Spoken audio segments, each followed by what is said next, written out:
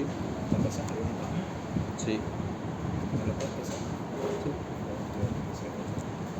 Sí, lo voy a pasar.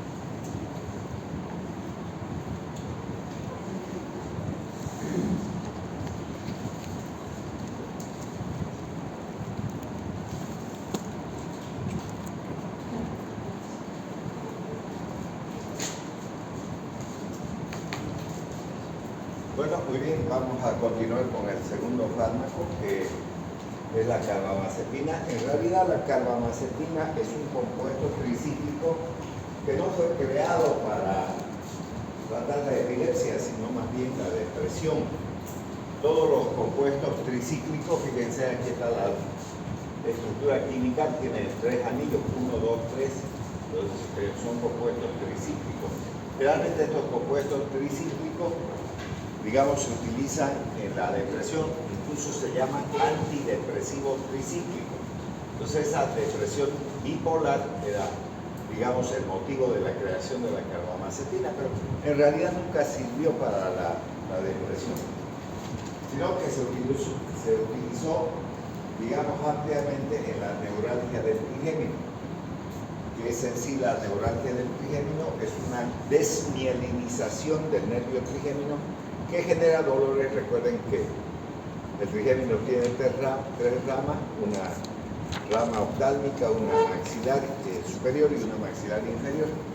Entonces duele toda la cara, el cuello, cuando se produce ese problema. Por ejemplo, una docente que tienen ustedes, que ha tenido algunos, no todos, obviamente, la doctora Yadira Tito tiene ese problema de tener, digamos, neuralgia del trigémino, que obviamente le han dado carbamazepina para resolver ese problema, pero como ustedes pueden verla, a veces camina como un zombie por la actividad que tiene el medicamento, y que vamos a ver por qué ocurre eso también. Pero es uno de los medicamentos de primera línea para el tratamiento de la neuralgia del trigémino. En lo que se refiere al mecanismo de acción, entonces, de la carbamazepina parece ser similar a lo de la fenitoína. Ya vimos que la fenitoína, digamos, bloquea los canales de sodio, evitando la despolarización de las células neurológicas, porque de eso estamos hablando ahora, ¿no? Recuerden que cuando uno tiene una célula, digamos, vamos a poner una célula neurológica, y bloqueamos estos canales, que generalmente, digamos, aquí va a ingresar el sodio. Recuerden que entre 142 a 145 mili equivalentes de litro de sodio existe digamos, en el espacio extracelular, y alrededor de unos 15 mil equivalentes entonces de sodio en el interior. Entonces esto va a generar el proceso de la despolarización. Si usted bloquea esto, no hay ingreso, no hay despolarización. Al no haber despolarización, no se produce, digamos, ese cambio de potencial existente a nivel de la célula. O sea, no se lleva a cabo esto. Vamos a poner aquí unos 90 milivoltios. Aquí ponemos el 0. Y este es el proceso de la despolarización. Luego viene una muesca y después una meseta y la repolarización. Entonces esto, que se llama fase 0, corresponde al ingreso del sodio al interior de la célula. La fase 1, salida del potasio. La fase 2, digamos, el ingreso del calcio. Y luego la salida del potasio, la fase 3. Y la bomba sodio, potasio, ATPasa, sodio, potasio, ATPasa, la fase 4, la despolarización. Entonces, ¿qué es lo que va a ocurrir con la carbamazepina? Dice que bloquea los canales de sodio, entonces no hay despolarización. Si no hay despolarización, entonces no se genera esta potencia de reacción y se detienen las convulsiones, ¿no? Entonces eso es lo que ocurre. Estudios entonces de la permeabilidad de la membrana indican que la carbamazepina, de igual modo que la fenitoína, bloquea los conductos de sodio con concentraciones terapéuticas e inhibe la descarga repetitiva de alta frecuencia en las neuronas de cultivo y lógicamente también eso va a realizarse a nivel de las células neurológicas en los focos de irritación que están generando el proceso convulsivo. En este caso, digamos, estaríamos hablando de la corteza cerebral, donde generalmente se producen estos problemas. Bueno, también actúa presinápticamente para disminuir la transmisión sináptica. Eso también podría, digamos, ser una opción más dentro del mecanismo de acción, y vamos a ver otras también, porque de todos estos fármacos no están de todo bien determinados en términos de su mecanismo de acción. Entonces la carbamazepina también inhibe la captación y liberación de noradrenalina. Recuerden que la noradrenalina es un neurotransmisor estimulante, es una catecolamina que se produce en las neuronas que están dentro del cerebro, porque también atraviesa muy mal la barrera hematoencefálica, salvo que estemos hablando de la noradrenalina exógena y no de la que se produce dentro de nuestro organismo. Entonces, a partir de los sinaptosomas cerebrales, pero no influye en la captación del GABA. Recuerden que este neurotransmisor es el ácido gamma-aminobutírico, es un neurotransmisor, digamos, depresor, que entre los estimulantes y los depresores tienen que andar en un equilibrio para que las personas funcionen de manera normal. Cuando alguno de estos elementos falla, por ejemplo, si nosotros generaríamos seres humanos o animales de experimentación sin GABA, siempre habría convulsiones, porque no existe el freno para que eso ande en equilibrio. Entonces eso mismo nos está hablando aquí, que esa carbamazepina va a inhibir esa captación y liberación de la noradrenalina. ¿Verdad?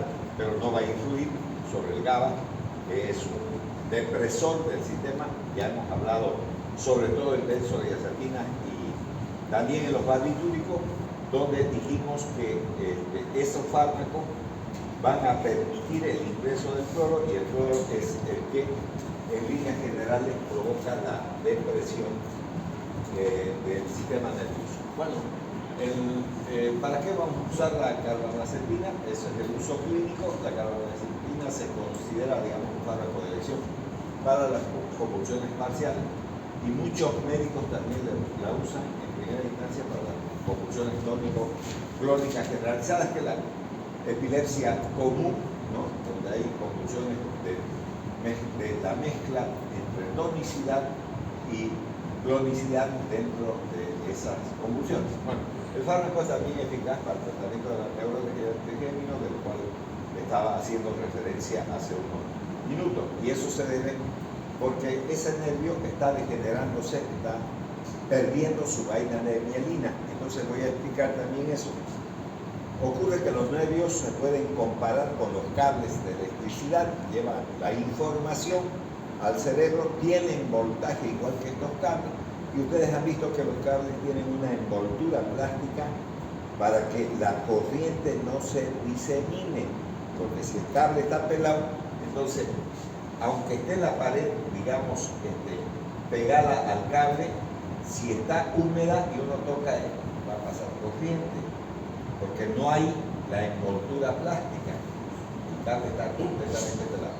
Así funciona más o menos el problema de la neuralgia. Pierde la vaina de mielina.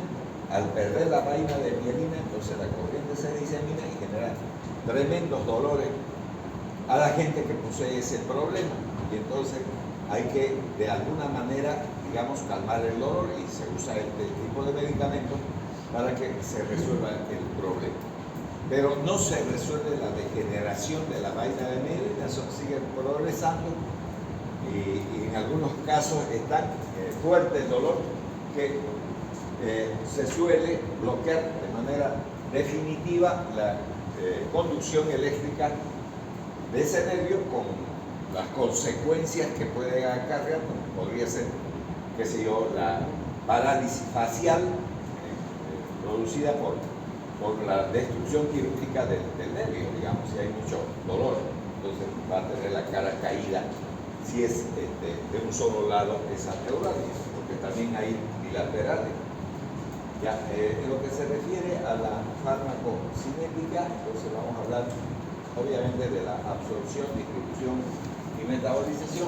Entonces, la velocidad de absorción de la carbamazepina varía entre diferentes pacientes, aunque al parecer al final se presenta una absorción completa.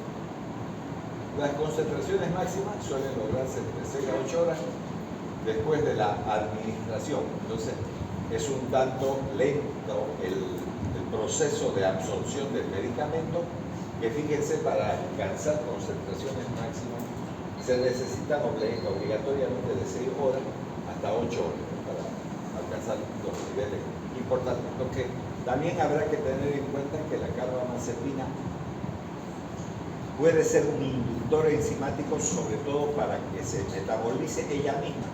En la medida que se hace una administración crónica, la misma carbamazepina va a estimular las enzimas que tienden a metabolizar el fármaco mismo. O sea, no necesita de otro fármaco para poder metabolizar, y entonces puede también variar eso la concentración. Bueno, la distribución es lenta y el volumen de distribución es de aproximadamente 1 litro por kilogramo. Recordemos que el agua corporal total tiene una distribución de 0,6 litros por kilogramo. Aquí tenemos un poco más elevado, pero está todavía dentro de los márgenes, digamos, de la distribución del agua, un poquito más distribuido en este caso, y eso se debe sobre todo al acúmulo de estos medicamentos, sobre todo en diferentes tejidos que vamos a ver enseguida. Solo el 70% del fármaco se fija en las proteínas plasmáticas. También es importante esto porque en los casos de hipoproteinemia habrá mucho más fármaco libre que puede llevar a la intoxicación también. Eso dependiendo obviamente de los niveles de proteínas que se encuentran en el plasma sanguíneo de los pacientes que están recibiendo esta medicación. En lo que se refiere a la metabolización, posee una propiedad notable, fíjense, de estimular las enzimas microsómicas, lo que hablé hace un momento. Ese estímulo de las enzimas microsómicas hace que el mismo medicamento se si se quiere, metabolice, y eso genera una vida media diferente. La vida media de 36 horas se observa en individuos después de una sola dosis de carbamazepina, y va a reducirse esa vida media a 20 horas en los sujetos que reciben un tratamiento continuo, porque la misma carbamazepina induce a su propia metabolización, y eso hace que disminuya en términos de horas la vida media, ¿no? En un principio no hace eso, y entonces dura un poco más de lo que está establecido ahí como 20 horas, sino 36 horas. Pero la dosis sucesiva, que es lo que se va a hacer entre 2 a 3 veces al día, incluso se administra la carbamazepina en los tratamientos ya en los pacientes que tienen problemas convulsivos, o, como les mencioné, también en la neuralgia del trigémino. Bueno, la carbamazepina se metaboliza por completo en los seres humanos, parte en un derivado viejo dihidro que posteriormente se conjuga, y luego ese derivado dihidro se forma por la vía de un epóxido. Realmente estas vías de epóxido generan metabolitos que generan cánceres, pero en el caso de la carbamazepina no lo hace. Es estable la carbamazepina 10-11 epóxido, que se ha demostrado que además tiene una actividad importante sobre las convulsiones, lo que colaboraría en alguna medida también para que se alargue la vida media del fármaco, que ya hemos visto que va a ser de 36 horas en una sola dosis, lo que puede llegar a solo 20 horas si se dan dosis sucesivas. Bueno, la carbamazepina se considera un fármaco de elección para la convulsión parcial.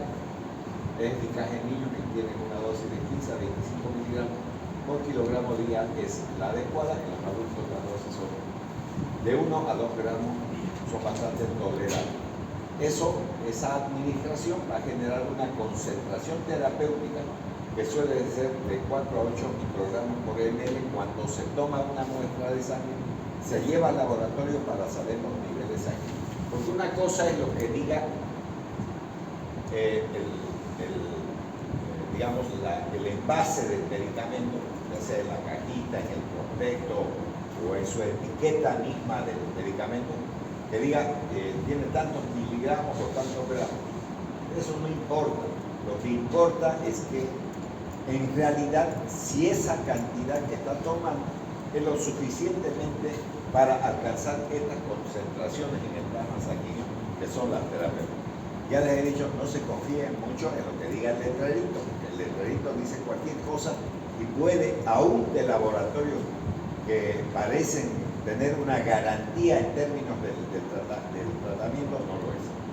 Sino, por eso es que algunos medicamentos cuestan mucho más baratos y sus concentraciones no son las adecuadas. Será el mismo medicamento, pero eso es lo que dice el título del membrete, del envase, digamos, pero en realidad puede ser que no lo tenga.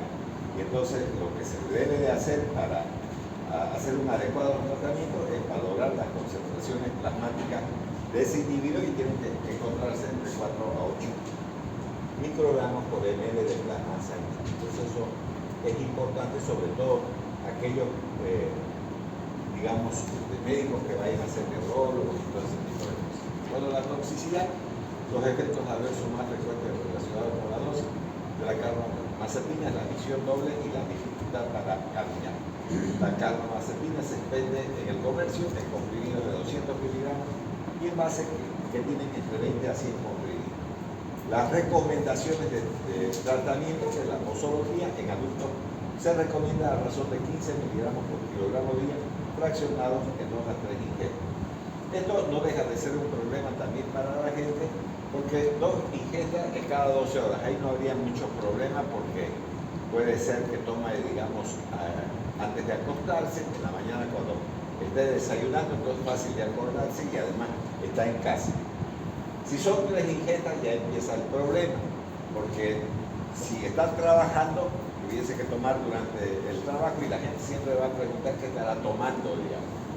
Y además cuesta mucho más dinero por el hecho de que está consumiendo más medicamentos por día.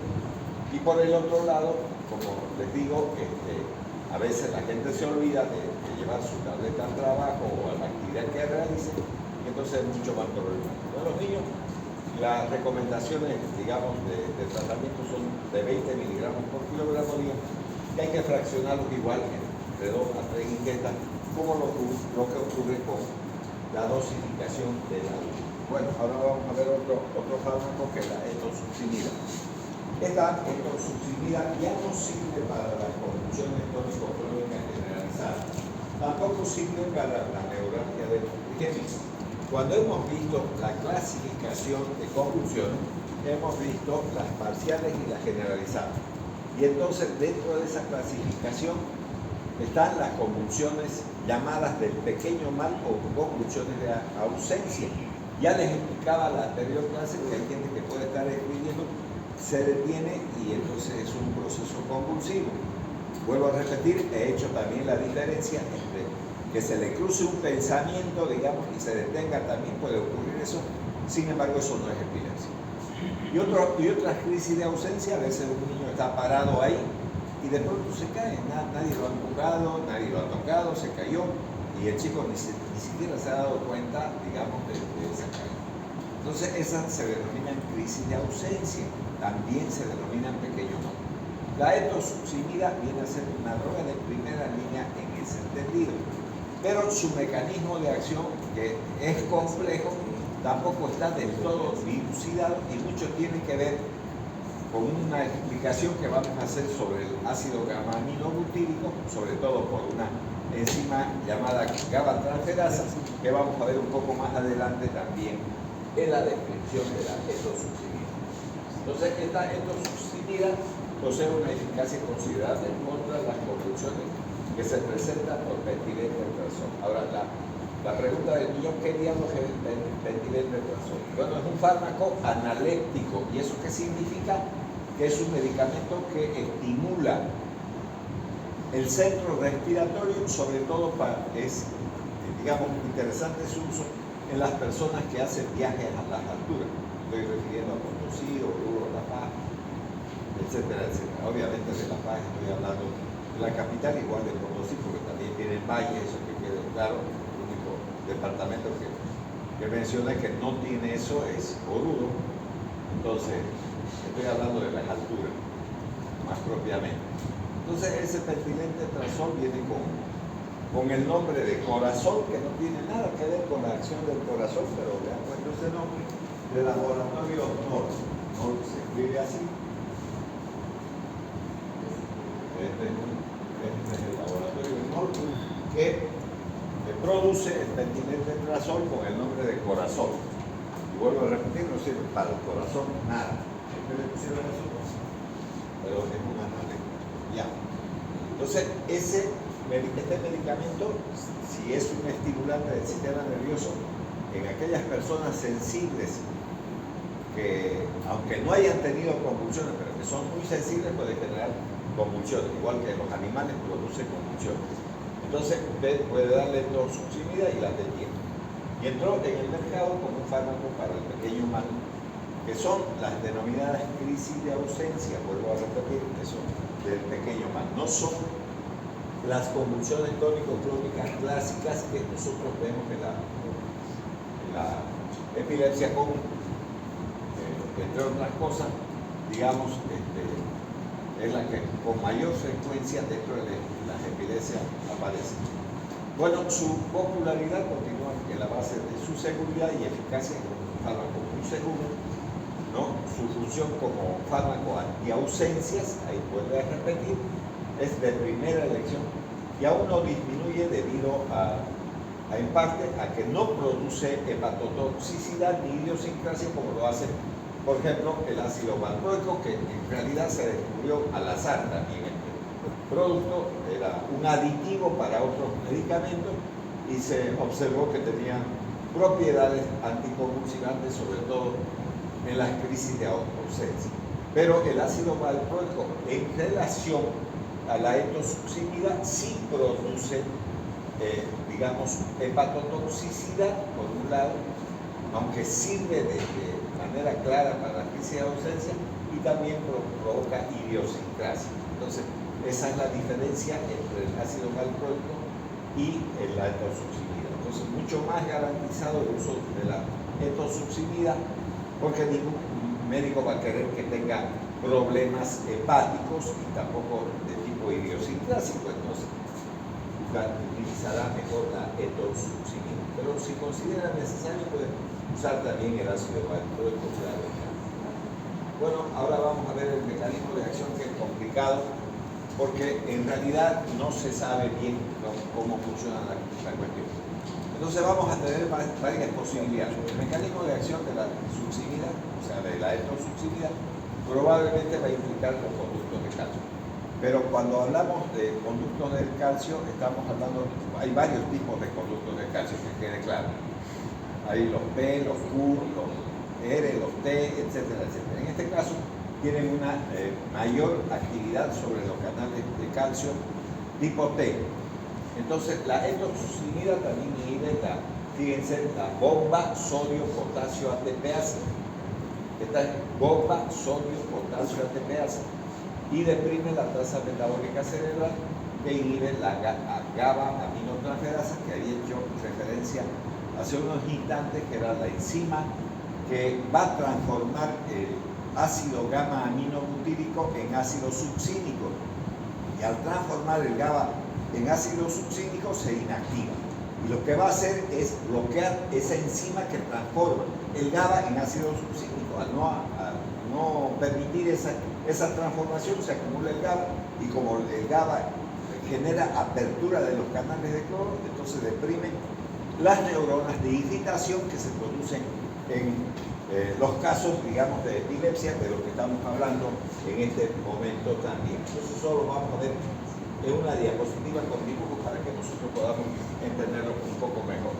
Ya, sin embargo, ninguna de estas acciones se observa a concentraciones terapéuticas. Fíjense lo que está diciendo, nada de esto en realidad ocurre cuando uno le da la dosis normal al individuo. Entonces, ahí también llama la atención. Bueno, aquí tenemos esto. Recuerden que el ciclo de Krebs es un ciclo de la glucosa. Ese ciclo de Krebs tiene dos finalidades importantes. La primera es generar la acetilcoenzima A, que ya la hemos visto en la formación de la acetilcolina, porque acetilcoenzima A más un aminoácido que es la colina, por medio de una enzima colinacetiltransferasa, transforma esos dos elementos en acetilcolina. Y el otro elemento importante del ciclo de Krebs es la formación de dos moléculas de ácido pirúvico. Bien, pero dentro de ese ciclo de Krebs, porque es un ciclo importante, digamos, de la vida de las células, sobre todo a nivel mitocondrial, se va a formar también el ácido alfa oxoglutámico, como ven aquí, para que luego este ácido alfa oxoglutámico genere el ácido glutámico. Y este ácido glutámico, como ustedes pueden ver, va a formar, digamos, el ácido gamma aminobutírico, que aquí lo tienen ya en la sigla, ácido gamma aminobutírico. ¿Quién genera esa transformación del ácido glutámico y el ácido gamma aminobutírico? Entonces, una enzima que se llama GAT, como pueden ver ahí. Entonces, esa enzima denominada ácido glutámico de carboxilasa, ácido glutámico de carboxilasa, va a transformar este ácido glutámico en el gamma. ¿Qué hace este gamma? Genera la apertura de los canales de cloro. El cloro ingresa y deprime las neuronas. Si deprime las neuronas normales, se traduce en sueño para nosotros. Si alguien está durmiendo, digamos, aquí en la clase, entonces está aperturando sus canales de cloro debido a la presencia del ácido gamma aminobutírico. Pero este ácido gamma aminobutírico, que es un depresor del sistema nervioso y que actúa sobre los canales de cloro, usa otra enzima que es la GABA-T, como pueden ver aquí. ¿Y qué va a hacer? La etosuccinida va a bloquear esto. Pero ¿qué hace en realidad si no le diésemos etosuccinida? Este ácido gamma aminobutírico, por esta enzima, que es la GABA aminotransferasa, va a transformar el ácido gamma aminobutírico en semialdehído succínico. Al transformarse en semialdehído succínico, entonces deja de existir el GABA y no hay quien aperture los canales de cloro, por lo tanto no entra el cloro y no hay depresión. Entonces, ¿qué tengo que hacer? Tengo que inhibir esta enzima para que esta sustancia que es depresora no se transforme en una sustancia que no tenga actividad sobre los canales de cloro. Entonces la etosuccinida inhibe esta enzima y entonces no hay transformación del ácido gamma aminobutírico en semialdehído succínico. Si no hay transformación, hay acúmulo de esto y entonces se genera la depresión y por lo tanto se resuelve el problema, digamos, de las convulsiones, sobre todo en lo que se refiere a la crisis de ausencia. Eso mismo va a generar también el ácido valproico que vamos a ver, digamos, dentro de unos minutos más. Ya la etosuccinida tiene un efecto importante sobre las corrientes de calcio también, que reduce la corriente del umbral de bajo, digamos, de umbral bajo, mejor dicho, que son los canales de calcio tipo T. Recuerden que hay varios tipos de canales, incluso vamos a ver los medicamentos bloqueantes del calcio que sirven para el tratamiento de la hipertensión arterial cuando hablemos ya de aparato cardiovascular.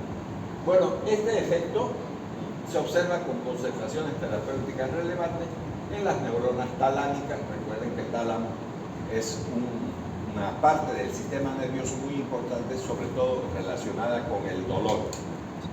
Muchos medicamentos deprimen el tálamo cuando tienen que ejercer su actividad sobre el dolor.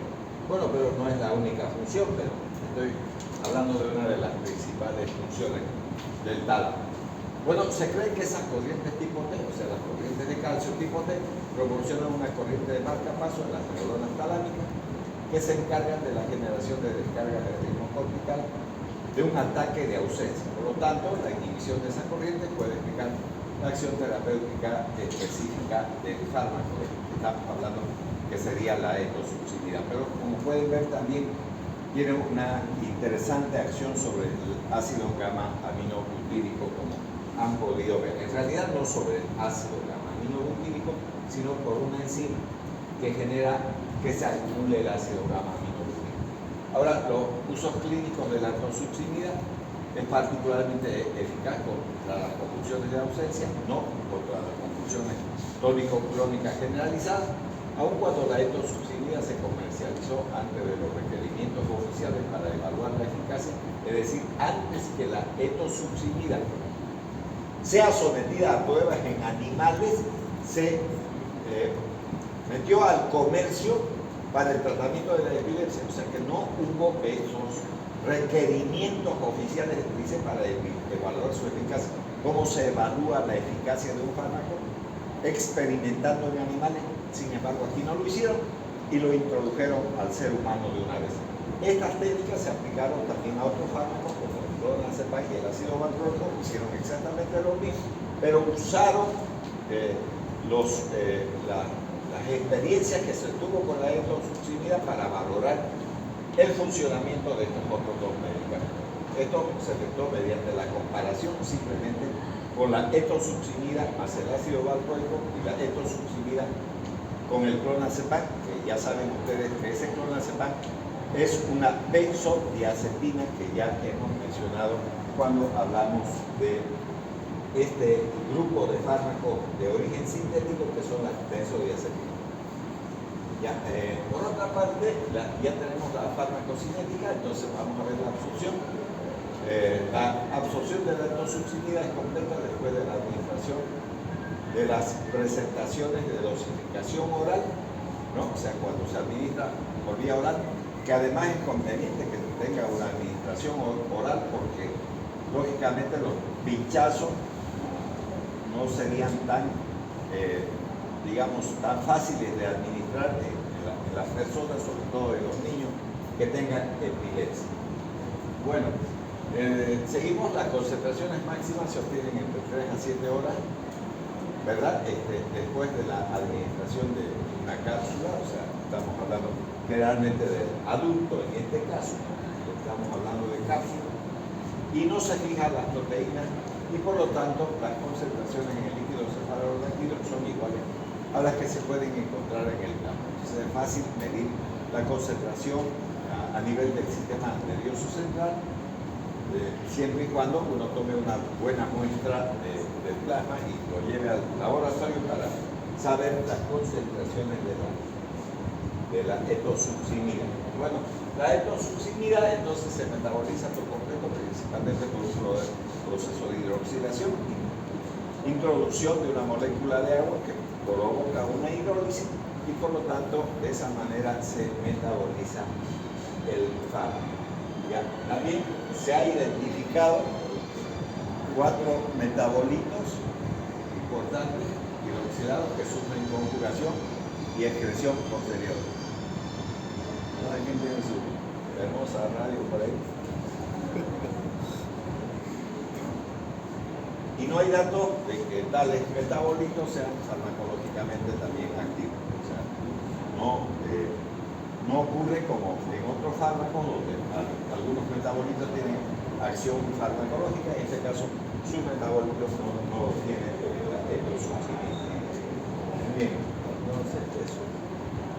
Ahora, este fármaco tiene una depuración corporal total muy baja de 0,25 litros por kilogramo. Estamos hablando de la eliminación, que es la depuración, que corresponde a una vida media de 40 horas. Fíjense que es bastante prolongada la vida media del medicamento, aunque se han informado valores que pueden oscilar entre 18 a 72 horas. Por término medio, si vemos esta cifra, podría una dosis, digamos, servir para las 24 horas, lo que facilitaría también la administración del medicamento. Entonces, ahí tenemos los extremos también que pueden ocurrir con respecto al medicamento. Bueno, concentraciones terapéuticas y dosificación pueden lograrse concentraciones terapéuticas de 60 a 100 miligramos en los adultos o dosis de 750 a 1500 miligramos.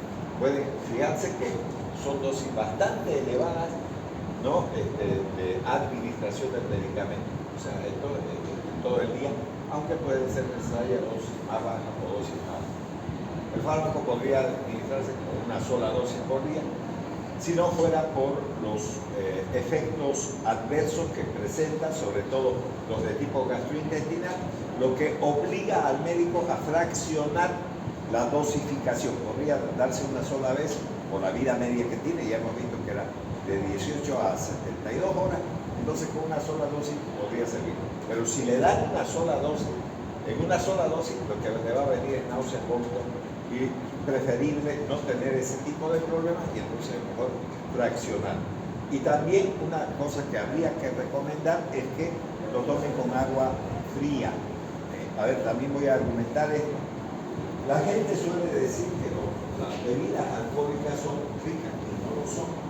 Tal vez alguien diga, bueno, la amarula sí lo es, digamos. Ya, perfecto. Pero, ¿qué ocurre con la mayor parte de las bebidas alcohólicas? Digamos, estoy refiriéndome a la cerveza, al vino, whisky, vodka, todas se toman con agua fría. Y de esa manera dicen los seres humanos que eso es rico. No, es más soportable que otra cosa. De rico no tiene nada.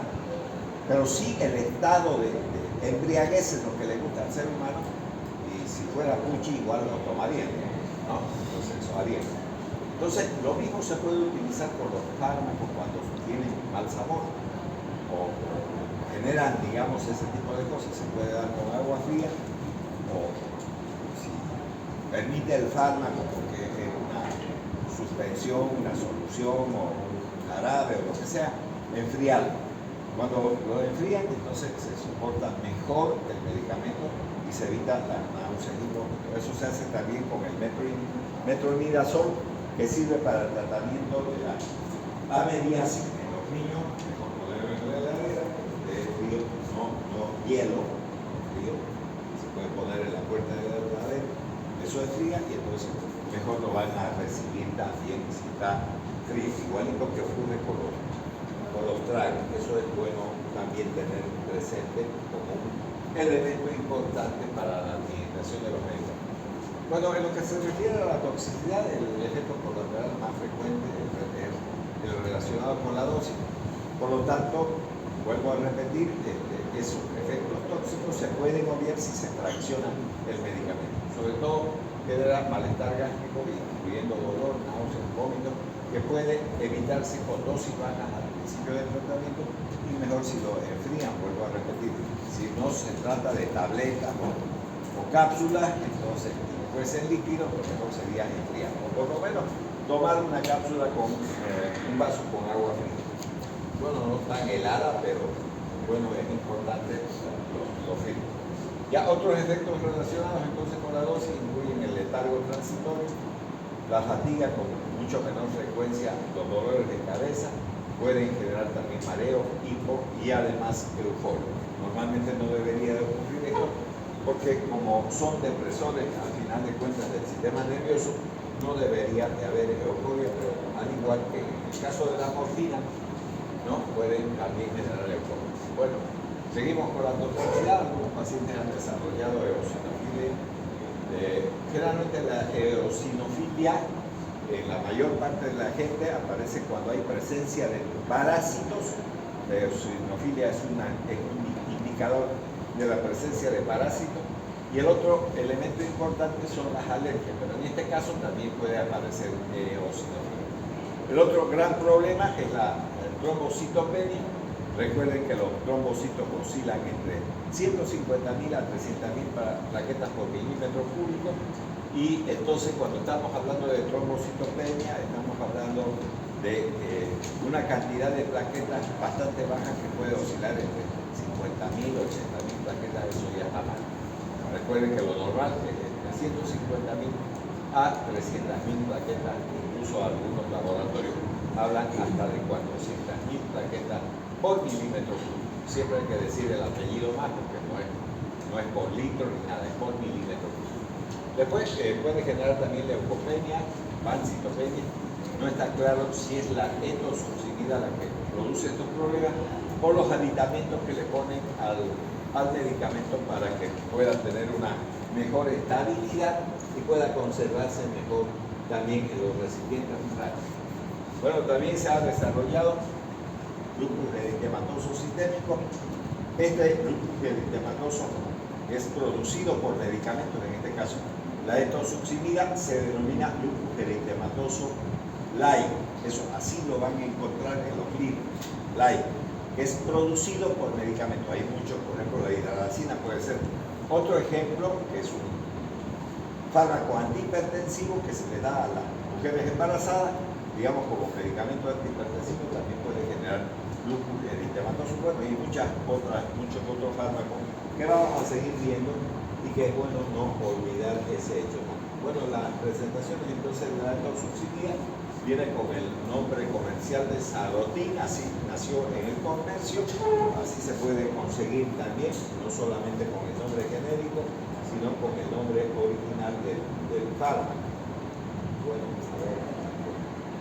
Ya.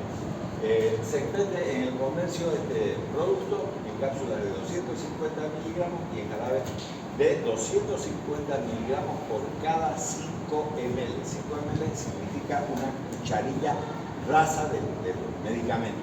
Incluso vienen con sus cucharillas plásticas, que es una medida adecuada, pero las cucharillas comunes, digamos, no las de cafecito chicos, sino las normales, contienen los 250 miligramos y se puede dosificar con ese tipo de cucharilla si es que carecen de esa medida. Bueno, ahora vamos a ver el ácido valproico.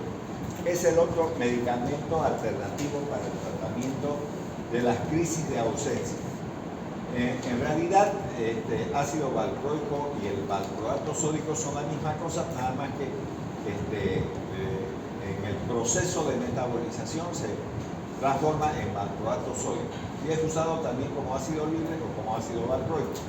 Tiene propiedades antiepilépticas. Cuando se utilizó, fíjense, se utilizó como un solvente en la búsqueda de otros anticonvulsivantes. O sea, nunca se investigó el ácido valproico o el valproato sódico, digamos, como un medicamento antiepiléptico, sino más bien se utilizaba como un solvente para, digamos, aplicar o poner junto a otros probables anticonvulsivos, y se observó que era un producto muy importante para el tratamiento de la epilepsia, pero tiene el peor mal de provocar hepatotoxicidad, por eso sigue siendo la etosuximida la droga de primera línea.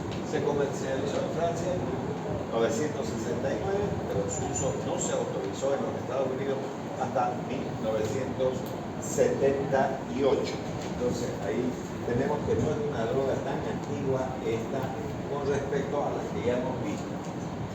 Se comercializó primero en Francia en 1969, pero su uso no se autorizó en los Estados Unidos hasta 1978, y el ácido valproico se ioniza completamente al pH del cuerpo. Por lo tanto, puede suponerse que la forma activa del fármaco es el ion valproato en realidad, independiente de que se administre como ácido valproico o como una sal del ácido.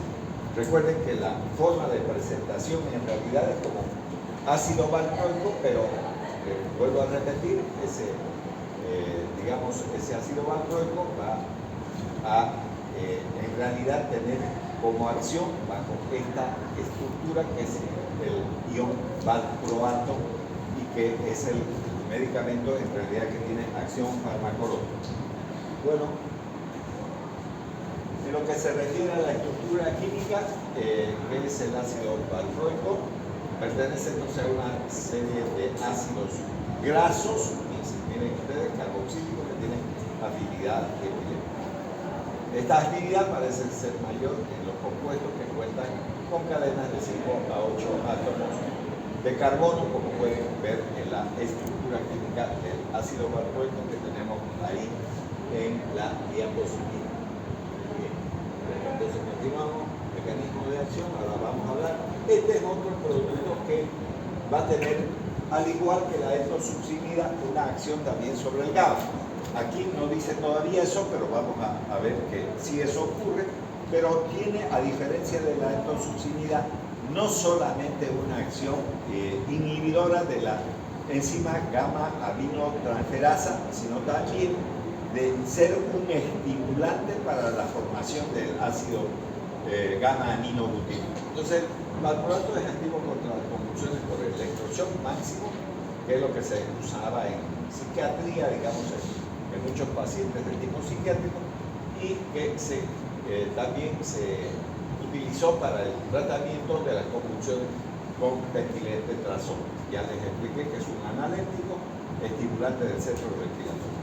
Y al igual que la fenitoína y la carbamacetina, el valproato bloquea las descargas repetitivas sostenidas de alta frecuencia en las neuronas en cultivos con concentraciones terapéuticas relevantes. O sea, con concentraciones, digamos, incluso mejores que las normales mismas, ¿no? Entonces, eso es importante tener presente también. Ahora, su actividad contra las convulsiones parciales probablemente sea como consecuencia de su efecto de las corrientes de sodio, lo mismo que habíamos visto en dos fármacos importantes, que ya hasta ahora hemos estudiado, la fenitoína por un lado y la carbamacetina, que actúan sobre esas corrientes de sodio. Sería otra alternativa, otra posibilidad del mecanismo de acción del ácido valproico como anticonvulsivante.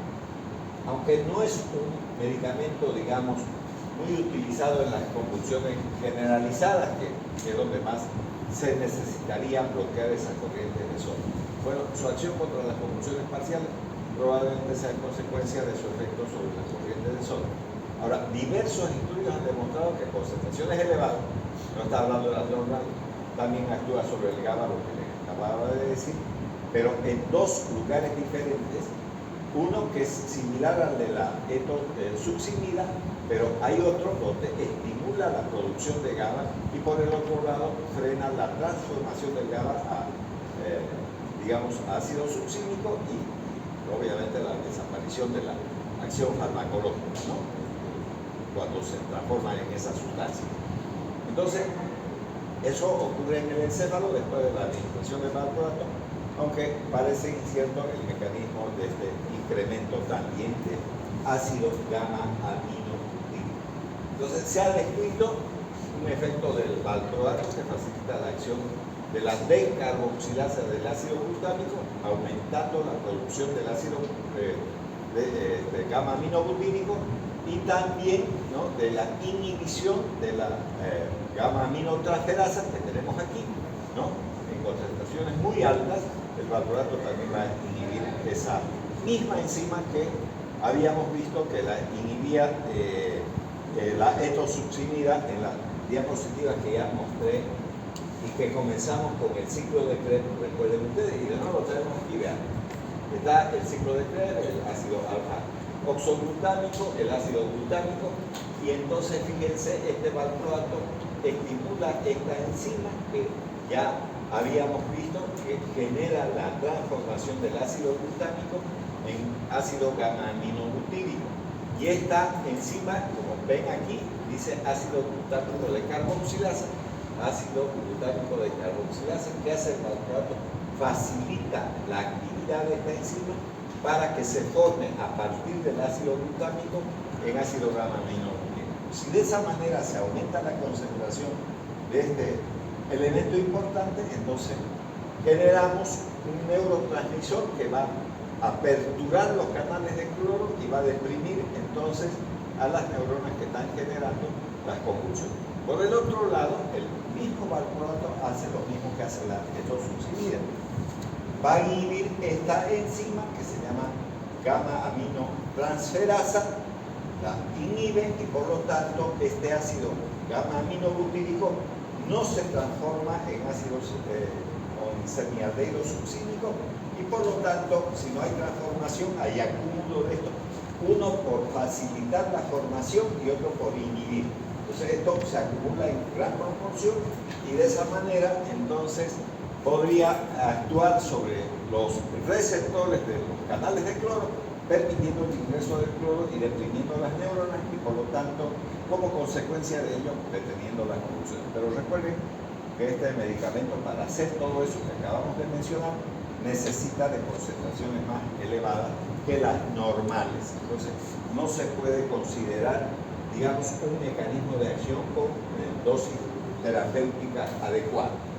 Bueno, el encéfalo va a incrementar así las concentraciones del GABA mediante el bloqueo de la conversión del GABA a semialdehído succínico y la estimulación, como digo, de la formación del ácido gamma-aminobutírico.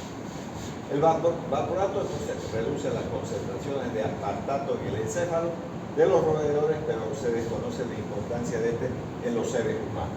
Eso cuando está hablando de los roedores, está hablando de las ratas, ratones, donde se hacen experimentación también. Y los conejillos de Indias igual. Bueno, el valproato es muy eficaz contra las convulsiones de ausencia, lo mismo que ocurría con la etosuximida, aunque la etosuximida es el fármaco de elección. ¿Por qué es el fármaco de elección? Porque no produce los efectos adversos que genera el ácido valproico, que hemos visto que era la idiosincrasia y la hepatotoxicidad. Entonces, sigue siendo la etosuximida por esas razones, ¿no es verdad? O por lo menos los médicos prefieren utilizar en las convulsiones de ausencia antes que el valproato. Pero se puede utilizar sin lugar a dudas el valproato si el paciente tiene ataques tónico-clónicos. Por eso también se ha mencionado, no en la etosuximida, sino en el valproato, la actividad sobre las corrientes de sodio, que sería una alternativa para el tratamiento de los ataques tónico-clónicos que no lo tiene la etosuximida. Entonces se podría también, como una alternativa en el tratamiento de las epilepsias o convulsiones generalizadas, utilizar el valproato en este caso. Ahora, la razón por la cual se prefiere la etosuximida para las convulsiones de ausencia no complicadas se debe a la hepatotoxicidad y idiosincrasia que genera el valproato. El valproato es el único en su propiedad para controlar ciertos tipos de convulsiones, sobre todo mioclónicas en algunos casos. El efecto puede ser también notable en este tipo de convulsiones, cosa que tampoco hacía la etosuximida, pero que sí puede hacer también el valproato. O sea que ya va sirviendo para tres tipos de convulsiones que hemos visto en la clasificación. El fármaco es muy eficaz, entonces las convulsiones tónico-crónicas, en especial para aquellas que son principalmente generalizadas.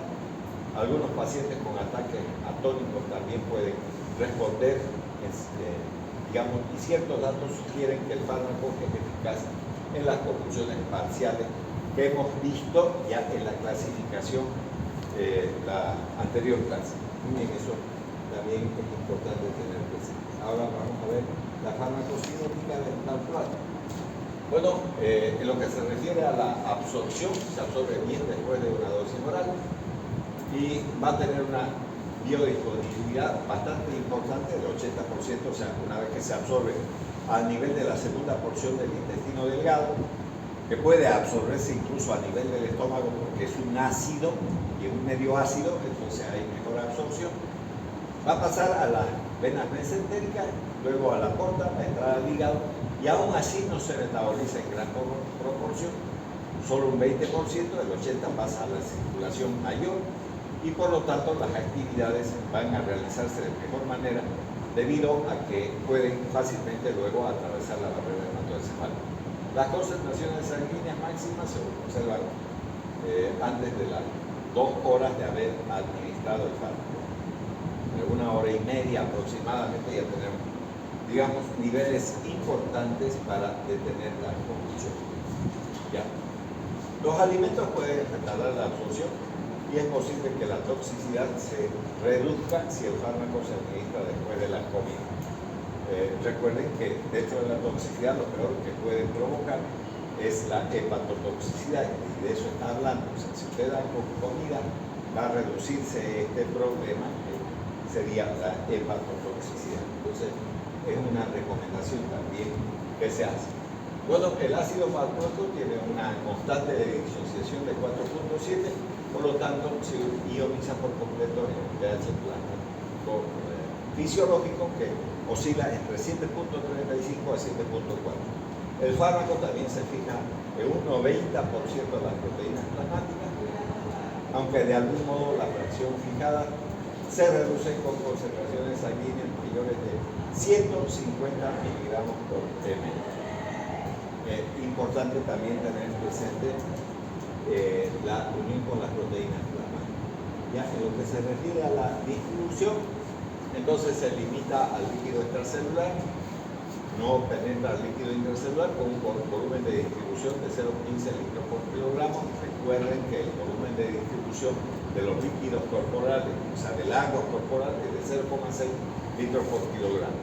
La depuración del valproato es muy lenta, su vida media oscila entre 9 a 18 horas y aproximadamente el 20% del fármaco se secreta como conjugado directo del valproato, ¿no? Es importante también esta forma de eliminación del fármaco, ¿ya? La metabolización, entonces el resto se metaboliza por oxidación.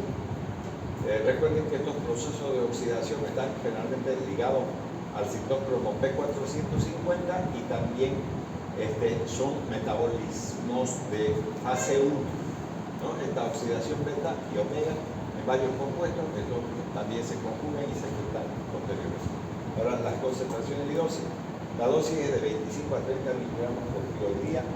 Pueden ser adecuadas en algunos pacientes, pero en otros pueden incluso requerir hasta 60 miligramos por kilogramo. En las personas que más reciben el fármaco hay más posibilidades que el medicamento provoque hepatotoxicidad, que es una de las cosas que hemos señalado desde un principio. Bueno, las concentraciones terapéuticas del valproato oscilan de 50 a 100 miligramos, ¿no? Siempre habrá que ver si hay una adecuada respuesta con dosis más baja para evitar la hepatotoxicidad que ya se ha mencionado y también, la verdad, evitar todos los problemas de cambio de medicamento por parte del paciente. Bueno, dentro de los efectos adversos más comunes son los relacionados con la dosis del valproato. Van a ser, digamos, de carácter digestivo, donde vamos a encontrar náusea, vómitos, dolor abdominal, ayuno. La sedación es poco frecuente, no debería de haber, porque si hay sedación quiere decir que el paciente va a tener alteraciones de la memoria y el juicio. Y eso no debe tener, porque si se supone que estamos haciendo el tratamiento para un epiléptico, si lo tenemos con la bella durmiente, durmiendo todo el día, entonces ¿cómo va a trabajar, cómo va a estudiar, cómo va a hacer las cosas? La persona tiene que estar consciente, tiene que tener un juicio claro, todo ese tipo de cosas cuando se está usando un tratamiento de manera crónica, porque la epilepsia no se cura, sino se controla simplemente. Pero también puede producir la hepatotoxicidad que ya hemos hablado y también, obviamente, alteraciones, digamos, en la fórmula sanguínea, sobre todo la trombocitopenia, que ya ustedes saben que es la disminución de las plaquetas y que puede generar hemorragia. Mucho más aún en un medio como el nuestro, donde cíclicamente se están dando una serie de enfermedades que no debería de existir. Por ejemplo, ya sabemos que por las noticias, obviamente, porque escuchan noticias, ¿no es cierto?, que tenemos una epidemia de tos de ahogo, tos convulsa también se denomina, o en líneas generales la llamada coqueluche. Entonces, esa producida por una bacteria llamada Bordetella pertussis, que la mayor parte de los grupos ya ha hablado sobre macrólidos y los macrólidos sirven para el tratamiento de esa bacteria, o sea, está indicada eso. Y se suma el cloranfenicol, que son los dos únicos antibióticos que tienen una adecuada acción sobre la Bordetella pertussis. Pero también aparecen muchas patologías, dentro de esas el dengue. Si hay dengue hemorrágico, lógicamente que si una persona tiene crisis de ausencia y está usando el valproato, puede llegar a provocar trombocitopenia asociada a la trombocitopenia que produce la enfermedad del dengue, entonces hemorragia total y muerte del paciente. Así que siempre habrá que ver esos casos también, ¿no?, donde dos problemas pueden llegar a generar la muerte del paciente. Bueno, en lo que se refiere a la presentación, ¿no?, vamos a tener que el medicamento nació en el comercio con el nombre de Depaquene, que es el ácido valproato, que viene en jarabe. Cada 5 ml, cada cucharilla contiene 250 miligramos del producto. Entonces, ahí tienen también, recuerden que los jarabes están dentro de la forma farmacéutica líquidas y que además contienen azúcar, ¿no?, ¿verdad?, dentro de su composición. Bueno, la dosis inicial recomendada es de 15 miligramos por kilogramo día, aumentando semanalmente a razón de 5 a 10 miligramos kilogramo día, hasta una dosis máxima de 60 miligramos kilogramo día. En la medida que vamos aumentando la dosis, hay mayor posibilidad de provocar también hepatotoxicidad.